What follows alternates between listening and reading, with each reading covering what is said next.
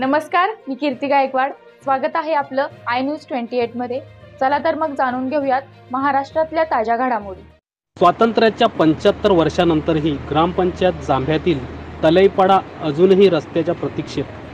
विक्रमगड तालुक्यातील ग्रामपंचायत जांभापैकी तलईपाडा हा 16 घरांची वस्ती असलेला दुर्लक्षित आदिवासी पाडा असून या पाड्यापर्यंत अजूनही रस्त्याची सुविधा झालेली नाही.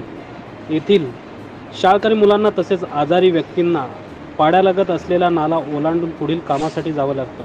येथील ग्रामस्थांना कोणताही पर्याय नसला पावसाळ्यात खूपच अडचणींना सामोरे जावे लागत आहे. थोड्या प्रमाणात पाऊस पडला तरी मुलांना शाळेत सोडण्यासाठी मुलांसोबत 1-2 माणसांना जावे लागते. तसेच रेशन व इतर संसार उपयोगी वस्तू घेऊन येण्यास देखील खूप अडचणी येत असल्याने ग्रामस्थ उमेश गांगडा यांनी आपले गाऱ्हाण मांडले आहे.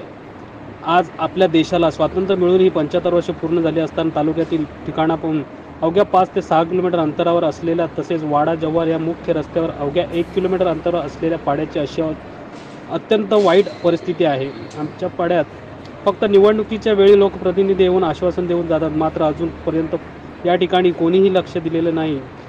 अशा या आमच्या दुर्लक्षित पाड्याच्या समस्या लवकरात लवकर सोडून आम्हाला न्याय मिळवून द्यावा अशी येथील ग्रामस्थांची मागणी आहे. वार्ताहर इंडिया न्यूज 28 साठी प्रणय प्रभाकर पाटील, पालघर जिल्हा ब्युरो चीफ यांची रिपोर्ट.